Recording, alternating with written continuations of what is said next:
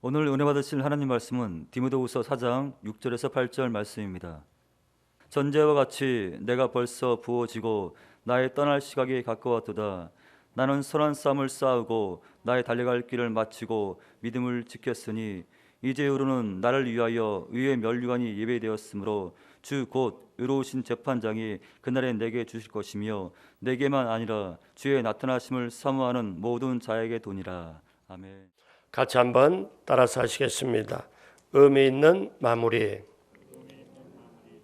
저는 오늘 귀한 여러분과 함께 의미 있는 마무리 이 제목으로 여러분과 함께 은혜를 나누겠습니다. 어느덧 우리는 금년의 마지막 주일을 맞이하고 있습니다. 한 해 동안 정말 수고 많으셨습니다. 코로나 바이러스 때문에 여러 가지 환경이 힘들고 경제까지 참으로 힘들어가는 여건 속에서 마음고생도 많이 하셨습니다. 모두들 애쓰셨어요. 수고하시고 애쓰신 여러분에게 하나님께서 함께 하시고 채워주시고 갚아주실 줄로 믿습니다.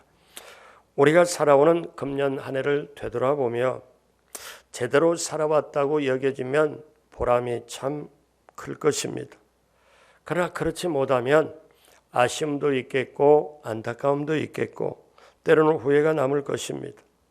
우리가 삶을 살다 보면은 반드시 마무리가 있고 출발이 있습니다. 학교에 입학이 있는가 하면 또 졸업이 있고 졸업 다음에는 취업이라는 새로운 출발이 있습니다. 그래서 인생의 단계마다 마무리와 출발이 있지요.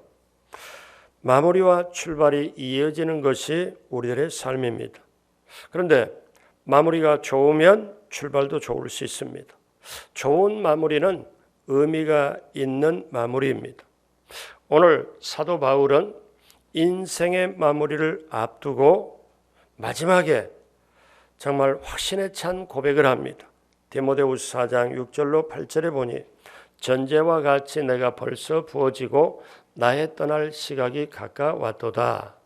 나는 선한 싸움을 싸우고 나의 달려갈 길을 마치고 믿음을 지켰으니 이제후로는 나를 위하여 의의 면류관이 예비되었으므로 주 곧 의로우신 재판장이 그날에 내게 주실 것이며, 그 다음 보십시오. 내게만 아니라 주의 나타나심을 사모하는 모든 자에게도니라. 아멘. 사도 바울은 이제 곧 얼마 안 되면 자기 인생이 마무리가 됩니다. 그런데 이때 마무리를 앞두고 직접적으로 표현할 때 정말 지금 현재뿐만 아니라 미래에 대해서 확신 있게 선포합니다. 그만큼 인생을 확실하게 살아왔고 마무리 이후에도 확실하다는 것입니다. 우리가 금년에 1월 1일부터 오늘까지 우리가 살아온 것을 되돌아보면서 그러면 무엇을 우리가 깨닫고 나가야 될까요? 내가 열심히 했고 애를 쓰고 노력도 하고 때때로는 밤잠 안 자고 열심히 힘썼는데 그러나 여기까지 온 모든 것은 하나님의 은혜요, 하나님의 인도하심이요, 하나님의 보살펴 주시고 긍휼히 여겨주심인 줄로 믿습니다. 그러면 오늘 이 시간 저와 여러분들이 한 해를 마감하며 마지막 주일에 무엇을 깨닫고 우리가 다시 한번 좋은 마무리, 의미 있는 마무리와 더불어서 우리가 새로운 출발을 다짐할 수 있을까요? 첫째로 내게 주신 시간을 선용했는지 돌아봅니다. 내게 주신 시간, 우리가 1년을 시간을 보내서 여기까지 왔지만 사실 시간은 내 것이 아닙니다.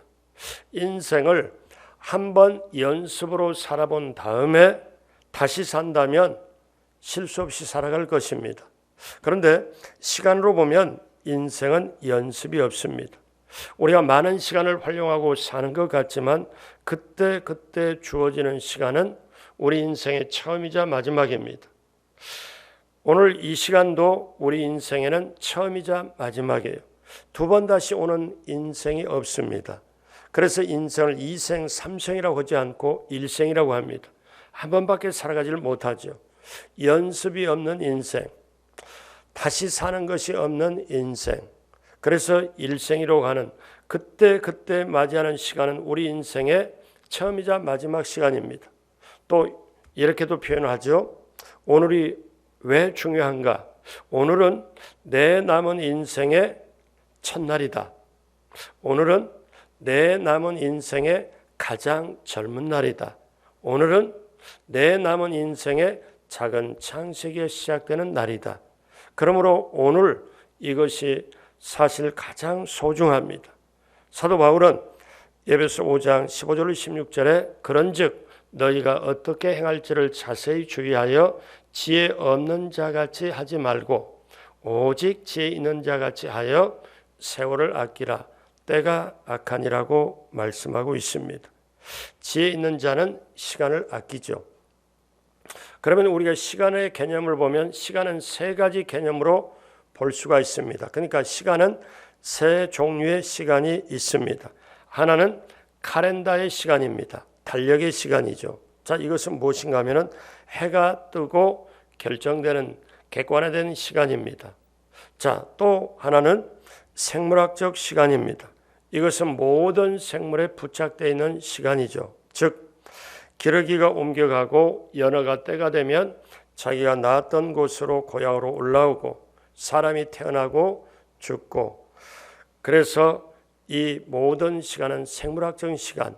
자, 그러면 카렌다의 시간, 달력의 시간은 남의 시간이라고 볼 수 있으면 생물학적인 시간은 나의 시간이라고 볼 수 있습니다. 그래서 달력의 시간이 있고 그 다음에 생물학적인 시간이 있고 그 다음에 세 번째 시간이 있는데 이거는 하나님의 시간입니다. 자, 하나님의 시간, 이것은 참으로 중요한 시간인데 나의 시간은 제한이 되어 있다면 하나님의 시간은 제한되어 있지 않아요. 그러면 하나님의 시간이 어떻게 우리가 올 수 있나요? 우리가 영원히 죽을 수밖에 없는 우리가 예수님을 믿고 하나님의 자녀가 되고 죄사함을 받고 구원을 받았으면 그 구원을 통해 나의 시간에서 하나님의 시간으로 옮기게 됩니다. 자, 이때 비로소 우리의 시간은 의미 있는 시간으로 바뀌게 됩니다. 쉽게 말하면 내가 예수 믿지 않을 때는 인생을 30대, 40대, 50대 살았다 할지라도 하나님하고는 아무 상관이 없습니다. 근데 내가 예수 믿는 그때부터 이제 내 시간은 하나님의 시간이 되고 하나님이 나의 삶에 간섭하고 하나님이 기억하는 의미 있는 시간대로 들어갈 수가 있다는 거지요. 그래서 사도 바울은 고린도후서 4장 16절에 그러므로 우리가 낙심하지 않으니 우리의 겉사람은 낡아지나 우리의 속사람은 날로 새로워지는도다, 이렇게 말씀합니다. 그러니까 시간 속에 매인 나의 겉사람은 늙어갈 수밖에 없지만 내 속사람 영혼은 우리가 구원받고 날마다 새로워지기 때문에 영혼 속에는 낡아지는 법이 없다는 거예요. 겉사람은 늙어가나 우리의 속사람은 영원히 있기 때문에 낡아질 수가 없다는 거죠. 우리가 이것을 깨달으면 이제는 쇠하고 낡아지지 않는 우리의 영혼이 오히려 자유함을 얻게 되는 것입니다. 에녹이 하나님의 죽음을 보지 않고 자기 자신의 죽음을 보지 않고 하나님과 동행하다가 죄를 짓지 않고 사실 그렇게 하나님과 동행하면서 죽음을 보지 않았어요. 그리고 올라간 것처럼 엘리야가 하늘나라 병거를 타고 승천한 것처럼 어떻게 그 두 사람은 에녹과 엘리야는 어떠냐? 죽음을 뛰어넘고 올라갔습니다. 자, 그러면 저와 여러분들이 우리가 이것을 알 때 아하, 내 몸은 시간적인 제한이 있지만 내 영혼은 시간적인 제한이 없구나. 그래서 예수님이 요한복음 11장 25절로 26절에 말씀하실 때 예수께서 이르시되 잘 보십시오. 나는 부활이요 생명이니 나를 믿는 자는 죽어도 살겠고 무릇 살아서 나를 믿는 자는 영원히 죽지 아니하리니 이것을 내가 믿느냐.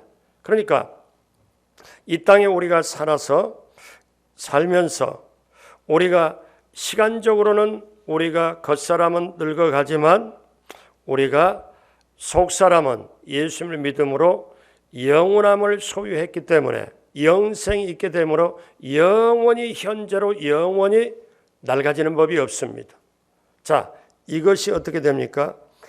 나는 부활이요 생명이요 나를 믿는 자는 죽어도 살겠고 무릇 살아서 나를 믿는 자는 영원히 죽지 아니하리라.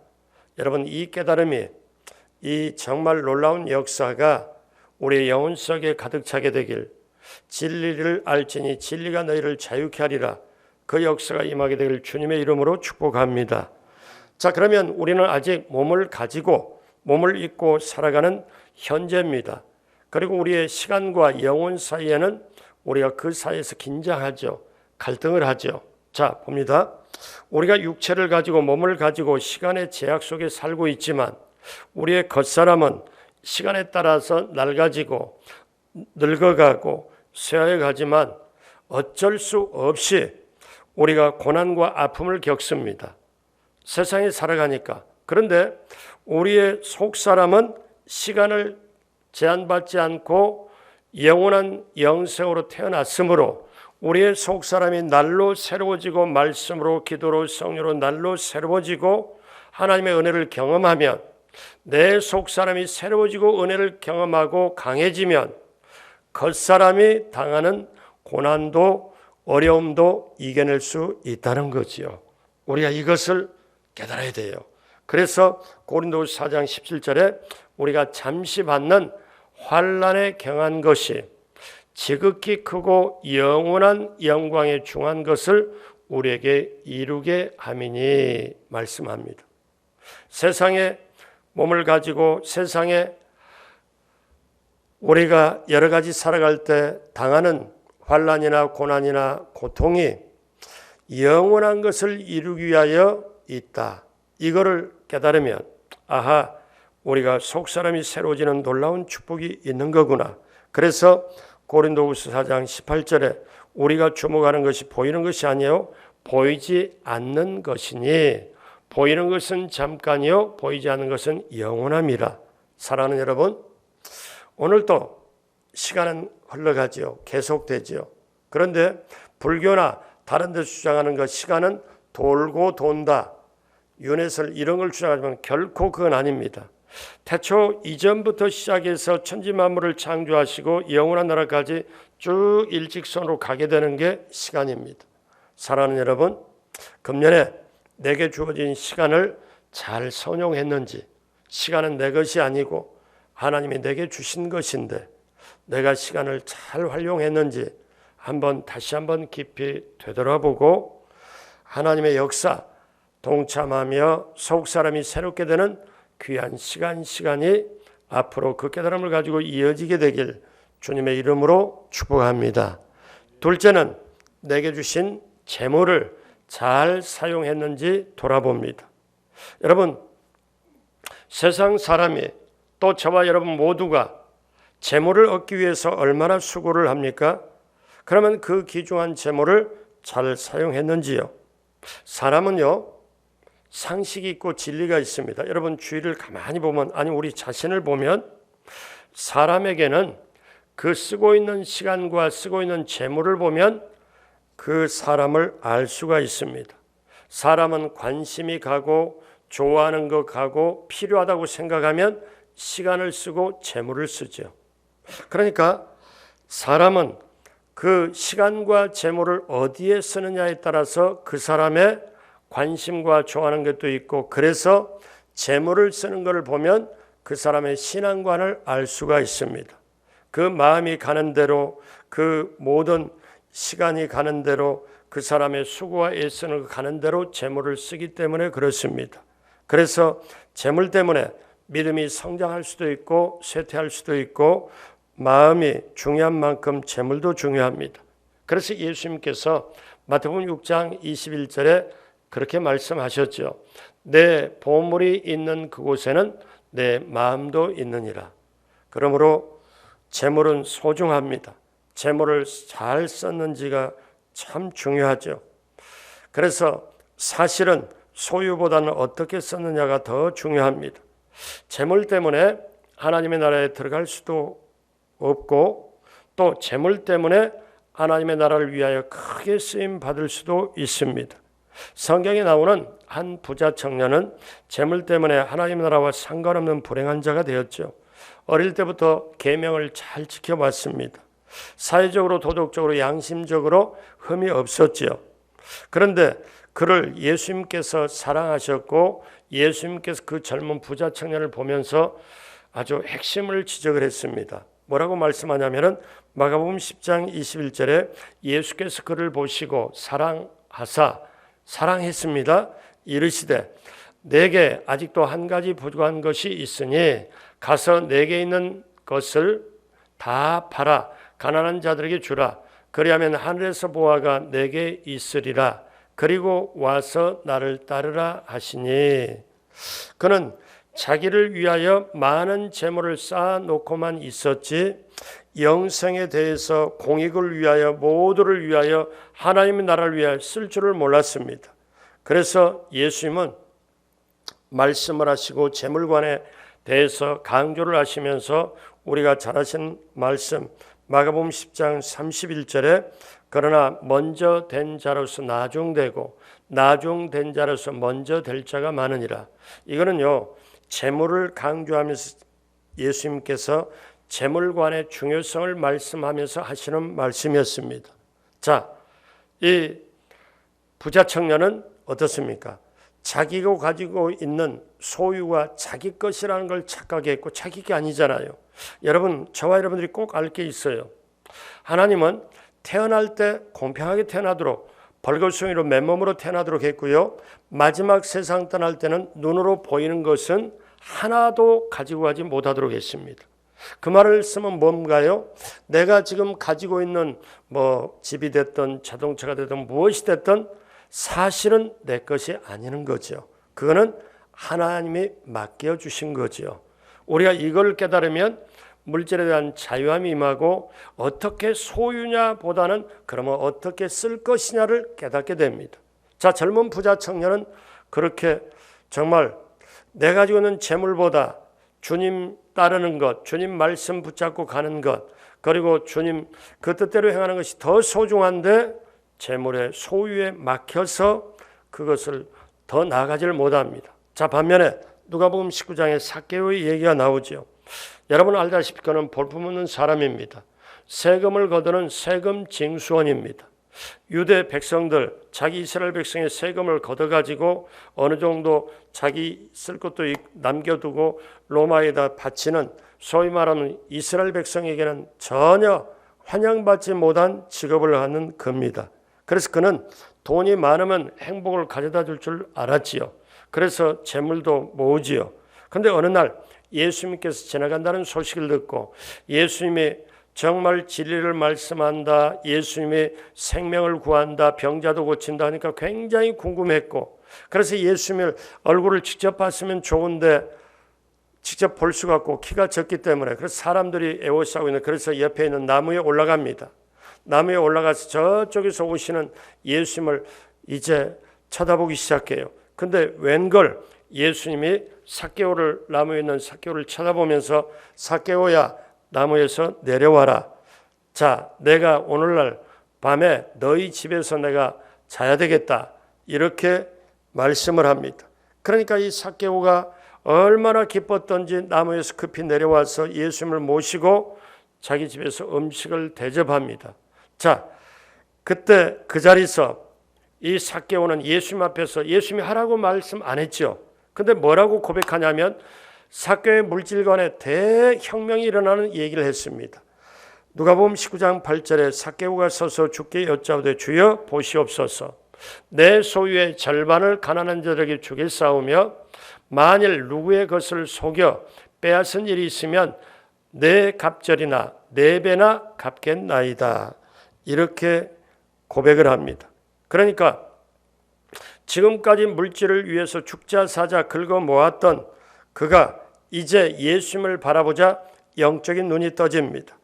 아, 물질은 필요는 하지만 필요 이상의 갖는 것보다 내가 정말 물질보다는 이 생명의 주님, 진리의 주님, 길이요 진리요 생명 빛이신 주님, 이 주님 만나고 보니까 변화가 되는 거예요. 사랑하는 여러분, 오늘날도 어제나 오늘나 영원토록 살아계신 주님을 만나면 우리에게 변화가 임하게 될 줄로 믿습니다.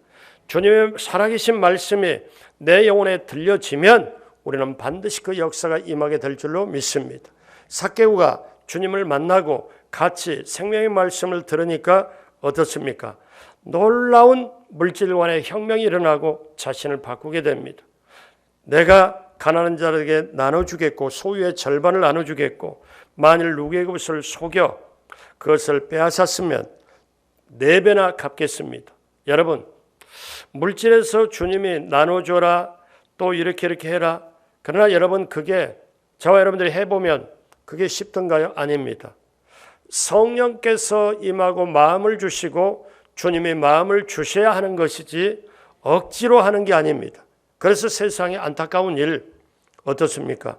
물질을 모으고 소유의 개념만 내가 가지고 있는 개념으로 하다 보니까 친척 동기와도 다 마음이 상해버리고 마지막에 심지어 자식과 부모 간에 소송사건 벌어지고 변호사를 데리고 대동하고 병실에도 이제 아버지가 이게 일주일도 못 넘기겠다 2주도 못 넘기겠다 이렇게 진단받은 거에 아들들이 변호사 데리고 오는 걸 제가 그 현장에 있어 본 적도 있습니다.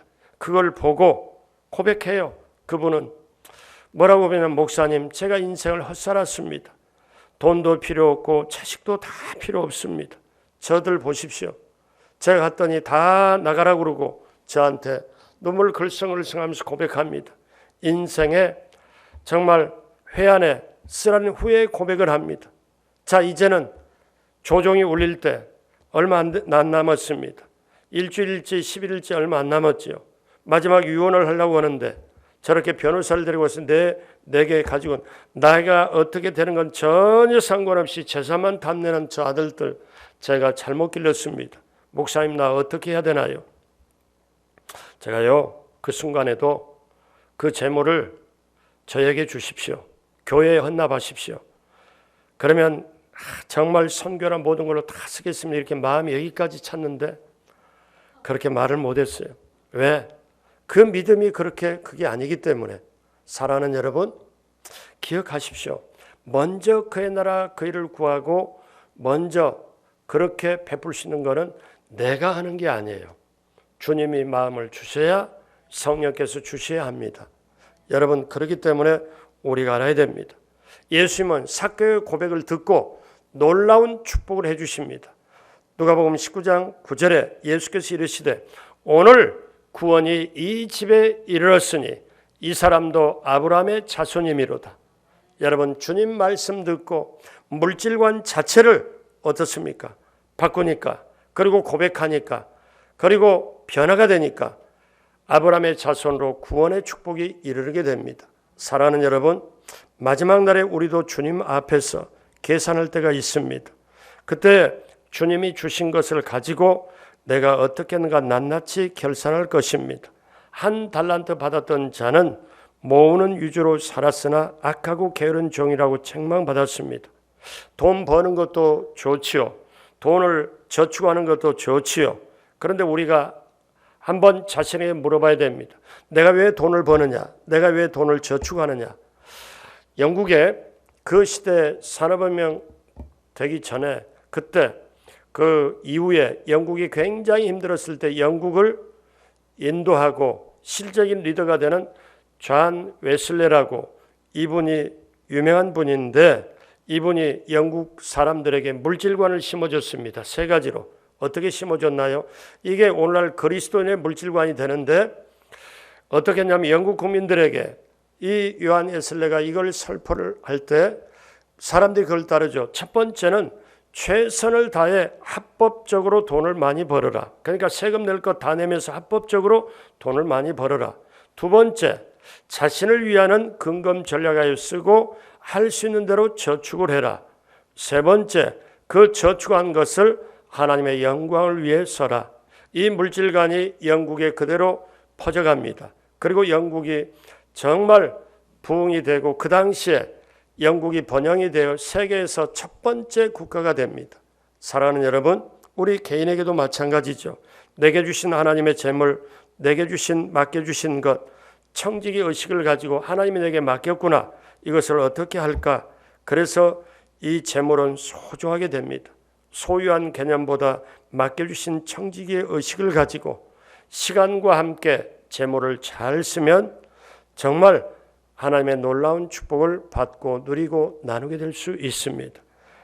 베드로는 사도행전 3장 6절에 베드로가 이르되 은과 금은 내게 없거니와 내게 있는 이것을 내게 주노니 나사렛 예수 그리스도 이름으로 일어나 걸으라 하고, 그러므로 사랑하는 여러분, 돈을 좀 손해 보더라도 예수 믿는 사람은 아예 손해 볼 걸 생각하고, 왜? 주님을 위하여, 하나님의 나라를 위하여, 전도를 위하여, 선교를 위하여 내가 물질이 필요합니다. 그렇게 될 때 하나님이 건강도 주시고 물질도 주시고 많은 걸 주십니다. 왜? 하나님의 일을 하기 위하여. 그러나 내가 소유의 개념으로만 내가 한다면은 영역을 잃어버리고 영성도 잃어버리고 하나님의 말씀도 잃어버릴 때가 있습니다. 사랑하는 여러분, 첫 번째, 우리가 금년 한 해를 되돌아보면서 시간을 내가 잘 선용했는지, 두 번째, 내게 주신 물질을 잘 활용했는지 한번 되돌아보고, 그렇다면 우리는 앞으로 어떻게 초점을 가지고 가야 되냐면, 세 번째, 내가 복음을 위해 살았는지 돌아봅니다. 여러분, 가장 의미 있는 인생이 무엇일까요? 시간의 의미를 깨닫고 그 다음에 생명처럼 살았고 재물의 중요함도 깨달아 잘 사용하는 방법, 뭐라고 생각하세요? 한번 깊이 있게 한번 생각해 보세요. 내가 시간의 의미를 깨달아 생명을 소중하게, 시간의 생명을 깨달았고 물질의 소중함을 깨달았다면, 이 시간과 물질을 깨달았다, 이 소중한 걸 깨달았다면 이 시간과 물질을 깨달은 걸 어떻게 내가 해야 될 것이냐? 그것은 바로 복음을 위해 살았는지 점검을 해야 됩니다. 무슨 말인가 하면은, 이 시간과 재물의 깨달음을 가지면 반드시 의미 있게 살 수밖에 없고 복음을 위해 살 수밖에 없다는 거죠. 그래서 예수님은 마가복음 1장 15절에 이르시되 때가 찼고 하나님의 나라가 가까이 왔으니 회개하고 복음을 믿으라 하시더라. 근데 회개하고 복음을 믿으라, 왜 회개하고 예수를 믿으라 이렇게 했으면 좋을 텐데, 예수님이 직접 이렇게, 사실 침례 요한도 이렇게 말씀을 하죠. 왜 회개하고 복음을 믿으라? 복음이 예수 그리스도이기 때문에 그렇습니다. 사랑하는 여러분, 복음이 누구에게나 기쁜 소식입니다. 예수님도 기쁜 소식이죠. 그러니까 우리 인생에 우리가 복음을 깨닫고 가는 것이 가장 의미가 있는 일이에요. 여러분, 한번 또 이런 생각을 해봐요. 내가 예수님을 믿고 정말 회개하고 죄사함 받고 하나님의 자녀가 됐으면 하나님 바로 데려가도 되잖아요. 바로 데려갈 수 있잖아요. 근데 왜 예수 믿고 난 다음에 안 데려가고 그대로 살도록 할까요? 그거는 남은 인생에 하나님의 일을 하라고, 복음을 위해서 하라고. 그래서 건강도, 기업도, 자녀도, 가정도, 그리고 좋은 교회 다니게 하고, 그리고 시간도 주시고 재물도 주시는 것은 하나님의 일을 하라고, 영원한 나라에 상급받을 수 있도록 하라고, 그러기 위해서 한 겁니다. 자, 예수님은 이 땅에 오셔서 세 가지를 하시죠. 마태복음 9장 35절에 예수께서 모든 도시와 마을에 두루 다니사 그들의 회당에서 첫 번째 가르치시며 천국 복음을 전파하시며 모든 병과 모든 약한 것을 고치시느니라. 자, 여러분, 예수님이 오셔서 말씀을 가르치시고 복음을 전파하시고 병자를 치료하셨습니다. 그러면요, 가르쳤다는 것은 키웠다는 뜻이고 복음 전파는 살렸다는 뜻이고, 그 다음에 병을 고쳤다는 것은 회복시켰다는 거예요. 그러니까 키우고 살리고 회복시키는 것, 여러분, 복음은 그렇습니다. 복음은 키우고 살리고 회복시키는 주는 것. 그래서 복음이 내게 있으면 어떻습니까? 반드시 나를 살려요. 나를 회복시켜요. 복음이 내게 있으면. 그리고 그 복음이 커지면, 내 안에서 복음이 더 세워지면 다른 사람에게 전파돼서 다른 사람을 키우고 살리고 회복을 시킵니다. 다른 사람 살립니다. 우리식으로 말하면 영혼이 잘 되고 범사가 잘 되고 강건케 되죠. 그러면 내가 영혼 잘 되고 범사를 강건케 되면 나 혼자 잘 먹고 잘 살아, 이게 아닙니다. 내가 예수 믿고 영혼까지 잘 되고 그리고 범사가 잘 되게 되는 건 남의 영혼 잘 되게 하기 위하여. 그러면 그 영혼이 잘 되면 범사가 강건하게 되고 잘 되고 그런 사람은 또 다른 사람에게 이래서 복음이 전파되는 거죠. 그러므로 사랑하는 여러분, 내가 복음을 위해서 얼마나 확실하게 살았나. 예수님은 빛과 소금이 되라고 하셨는데 어두워지는 세상, 혼돈된 세상, 혼란된 세상에 빛이 있으면 사람들이 분별력이 있을 텐데 소금이 있으면 그 부패한 악취 나는 곳에 이렇게 소금이 방부제 관에서 썩지 않을 텐데 사람에게서 세상에서 부패가 되고 어둡고 여기에 예수 믿는 사람이 빛이 되고 소금이 되라 이렇게 말씀하지 않습니까? 자, 그렇다면 우리는 이걸 한번 자신에게 물어봐야 됩니다. 복음은 내 자신도 살리고 남도 살리는데 내 자신도 크고 남도 키우고 내 자신도 고치고 남도 고치는데 내가 정말 시간과 재물을 잘 활용해서 복음을 얼마만큼 전했나? 나 때문에 행복하게 된 사람이 얼마나 있나? 나 때문에 성공한 사람이 얼마나 있나? 이 힘든 세상에서 나 때문에 격려받고 위로받은 사람이 얼마나 됐나? 자, 한번 생각해 보세요. 반대로 나 때문에 상처받은 사람이 있을까? 나 때문에 힘든 사람이 있었을까? 한번 깨달아 봅니다.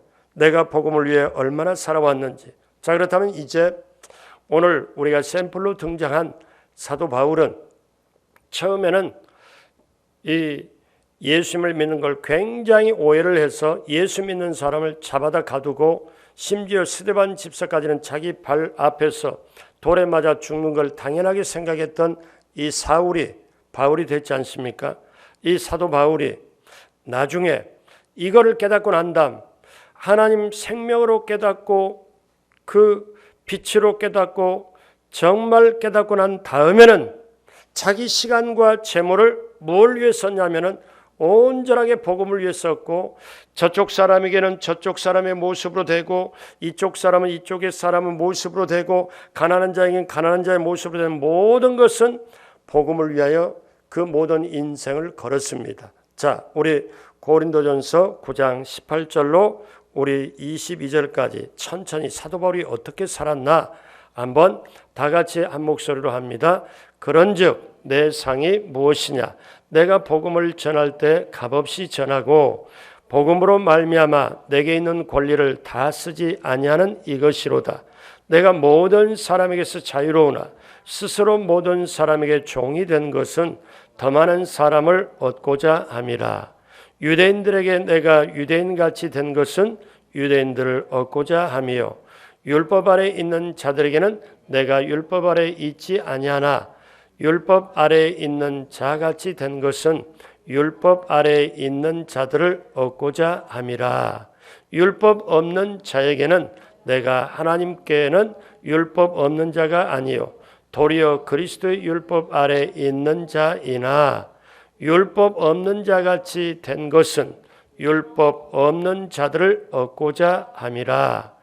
악한 자들에게 내가 약한 자와 같이 된 것은 약한 자들을 얻고자 하며 내가 여러 사람에게 여러 모습이 된 것은 아무쪼록 몇 사람이라도 구원하고자 함이니. 아멘. 그러니까 사도 바울이 자기 시간, 자기 재물을 모든 것을 복음을 전하기 위하여 저쪽 사람에게는 저쪽 모습으로 되고 이쪽 사람이 이쪽 모습으로 심지어 약한 사람에게 내가 약하게 된 것은 그 사람을 구원하고자 함이라. 그러면서 9장 23절에 고백합니다. 다 같이 한 목소리로 크게 합니다. 내가 복음을 위하여 모든 것을 행하면 복음에 참여하고자 함이라. 아멘.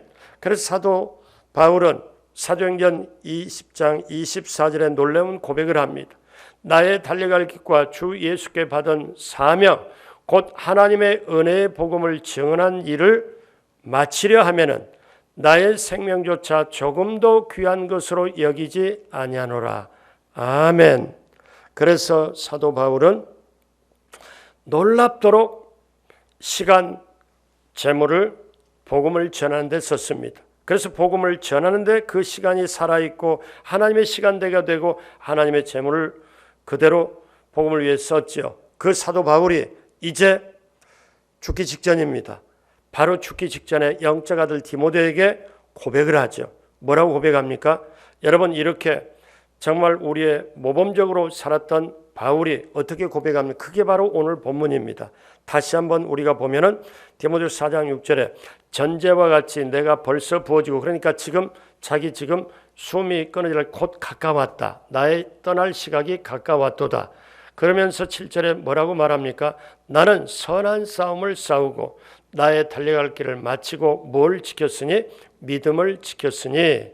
그러면서 그 다음 8절에 이제 후로는 나를 위하여 의의 면류관이 예비되었으므로 주 곧 의로우신 재판장이 뭐라고 말씀합니까? 그날에 내게 주실 것이며 그 다음 내게만 아니라 주의 나타나심을 사모하는 모든 자에게니라. 여러분에게도 모두가 해당이 되고, 그것이 뭡니까? 멸관이 예비되었다. 여러분, 이 사도 바울의 고백이 엄청난 고백입니다. 인생 마무리할 때 확신에 찬 고백을 하지요.